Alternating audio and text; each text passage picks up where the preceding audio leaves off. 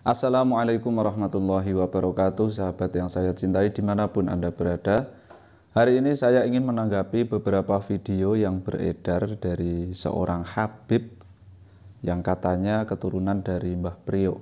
Meskipun kita tahu ya, Mbah Priok itu dalam sejarahnya beliau meninggal dalam status lajang, tidak memiliki istri. Ya, terlepas dari itu kebenaran atau sebuah omong kosong saja atau ada makna lain di balik pengakuan dari seorang Habib itu yang bernama Jindan, saya menyoroti beberapa hal yang perlu kita luruskan dalam tontonan-tontonan yang disajikan oleh tim mereka itu, para dukun-dukun.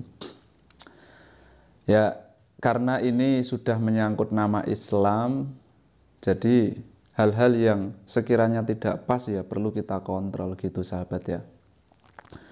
Saya itu menyoroti dua hal dalam permasalahan ini terkait tentang Jindan itu ya. Jadi di awal-awal dia itu muncul karena tidak menerima ketika Marcel Radival atau pesulap merah itu mengatakan dukun itu kalau nggak cabul ya nipu, kalau nggak nipu ya cabul, seperti itu kurang lebihnya. Kemudian kelompok dukun ini muncul untuk menggugat, istilahnya seperti itu ya, menggugat atau ya membantah apa yang disampaikan oleh Marcel lah ya. Yang dikatakan oleh Marcel itu biar ditarik dan dia minta maaf, mengatakan yang dimaksud itu oknum, tidak keseluruhan dukun. Lah ini dukun-dukun ini muncul. Kemudian mereka ini mengatasnamakan Islam, bahkan tidak hanya mengatasnamakan Islam saja. Mereka ini seolah orang yang punya lisensi dalam berbicara mengenai keislaman. Tetapi dalam praktek yang beredar, saya itu menyoroti ada dua hal yang menurut saya ini sangat miris sekali untuk generasi-generasi kita yang akan datang. Pertama yang saya soroti adalah ketika kelompok dari asosiasi dukun itu menantang pesulap merah untuk adu tembak. Kemudian di situ ada semacam taruhan jarak 5 meter. Itu videonya sudah sangat banyak sekali lah. Jarak 5 meter, taruhannya 5 miliar katanya. Waduh. Nah ini saya jadi nggak habis pikir gitu sahabat. Ini kenapa kok seorang habaib gitu ya, kok bisa-bisanya dia malah mengajak orang itu taruhan? Bukannya itu kan perbuatan judi ya? Perbuatan judi. Jadi adu nasib kan gitu. Kalau nanti kamu yang berhasil membuktikan ilmu dukun itu memang saya ndak, istilahnya si Jindan itu ndak kebal begitu, nanti dapat 5 miliar ataupun sebaliknya, itu kan taruhan sahabat. Saya tuh ini ajaran bagaimana kok model seperti ini itu. Lah, di media sosial kita sudah diberikan tontonan-tontonan yang semacam ini. Lah, kalau tidak ada kontrol, ya ini berbahaya sekali buat generasi mendatang. Bayangkan ketika orang-orang setelah kita nanti, ketika ada orang yang misalkan, kamu pinter ya? Oh iya saya pinter. Oh saya nggak percaya. Kemudian, oh saya buktikan saya pinter. Taruhan, kamu berani apa? Nah ini tradisi taruhan ini masa ya ada juga gitu ya. Apakah ada para habaib itu suka dengan taruhan? Dan setahu saya kalau orang yang memiliki ilmu tinggi itu ya biasanya semakin tinggi semakin menunduk kan, seperti itu ya, seperti padi gitulah. Dan kalau kita bicara ilmu itu nur. Ilmu adalah cahaya. Fanurullahi la yuhda li'asin. Cahaya itu tidak akan diberikan kepada orang yang bermaksiat. Lah, di sini perlu kita perhatikan. Ketika dia memiliki ilmu dan ilmunya itu ingin dibuktikan ke orang lain. Lah, dia ingin membuktikan tetapi harus ada imbalannya ketika pembuktiannya berhasil. Nah, ini ajaran begini itu sangat berbahaya sekali, Masya Allah. Masa ada seorang habib ngajak taruhan gitu loh, ngajak judi, itu ajaran dari mana? Apakah Rasulullah Shallallahu Alaihi Wasallam pernah memberikan contoh semacam itu?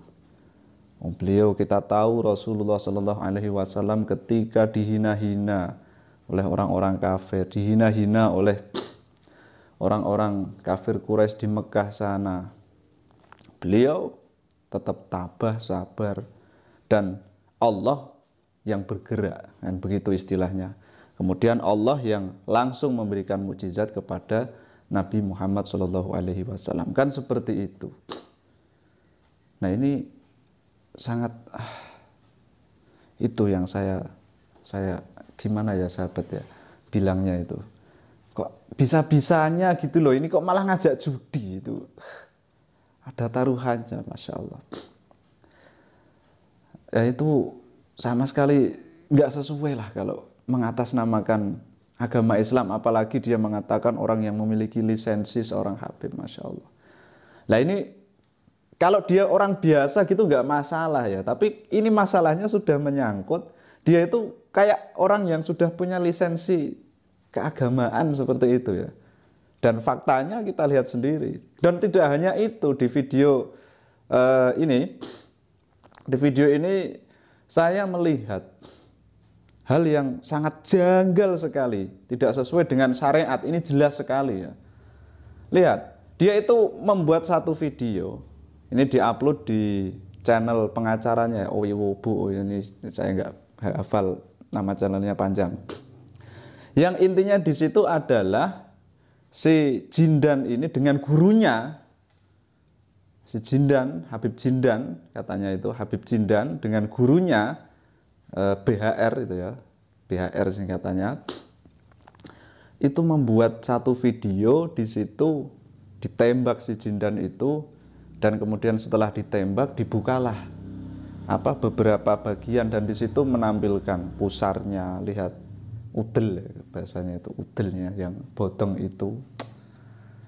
Bodong ya, kalau di tempat saya udel seperti itu kan bodong ya. Ada menjunguk sedikit. Masya Allah, saya itu langsung makpres gitu melihat video itu. Loh ini kok guru sama murid kok sama saja, kok malah pamer paha. Lah kenapa kok enggak dengan cara yang lain yang lebih ya, kalau Habib itu kan ya pastinya yang ada model-model syar'i-syar'inya sedikit lah. Mungkin pakai yang ketat itu, stalking atau apa itu, atau pakai yang ya kira-kira bisa membuktikan lah. Ini malah ditunjukkan mulai dari pusar. Padahal auratur rajul itu ma baina surrati warubah, itu kan jelas sekali nggak bisa dibantah ya. Itu hadis Nabi Muhammad SAW dan kesepakatan para ulama. Auratnya seorang lelaki itu ma baina surrah warubah. Jadi antara pusar dan lutut itu adalah aurat semuanya. Lah ini malah dipertontonkan, ditunjukkan, Masya Allah, na'udzubillah min dzalik. Lah yang mempertontonkan ini bukan hanya muridnya, gurunya aja juga ikut andil dalam hal itu. Maksudnya kok gini, saya tuh sudah nggak bisa mikir lagi, kok bisa gitu loh. Kok nggak mempertimbangkan syariat? Oh ini dalam syariat nggak diperbolehkan memperlihatkan aurat. Atau mungkin Anda punya alasan lain, mungkin wah ini ditampilkan di mir'ah itu bukan barang asli, dan lain sebagainya. Lah itu silahkan kalau ingin. Tetapi Anda itu bertiga dan tentu ada kameramennya itu juga melihat auratnya si Habib Jindan itu. Na'udzubillah ya Allah. Lah ini agama Islam akhir-akhir ini orang yang mengaku tahu tentang Islam tapi malah akhirnya seperti ini. Ini sangat mengecewakan sekali dan kita perlu kontrol ya sahabat. Ya marilah kita tegakkan syariat ini dari hal yang kecil. Di Indonesia ini alhamdulillah syariat kita sudah baik, berjalan dengan baik, tinggal kita menjalankan. Negara dan agama sudah enggak bertentangan lagi, tinggal kita bagaimana untuk mengaplikasikannya di dunia, kan seperti itu sahabat. Ya mungkin itu sebagai kontrol kita ya, bahwa hal-hal yang tidak sesuai ya kita katakan tidak sesuai. Dan sahabat ya marilah kita jauhi, jauh, sangat jauh dari hal-hal yang berbau perjudian, taruhan dan semacamnya itu. Dan marilah kita jaga aurat kita. Laki-laki itu kita saling mengingatkan lah bahwa aurat laki-laki itu ma baina surati wal rubah, yaitu antara pusar dan lutut itu ya sahabat, yang perlu kita tutup begitu ya. Jangan kita awur-awuran, mari kita jalankan syariat bukan hanya sekedar sebagai pengetahuan tetapi sebagai perilaku kita keseharian lah, mulai dari hal yang kecil seperti itu. Assalamualaikum warahmatullahi wabarakatuh.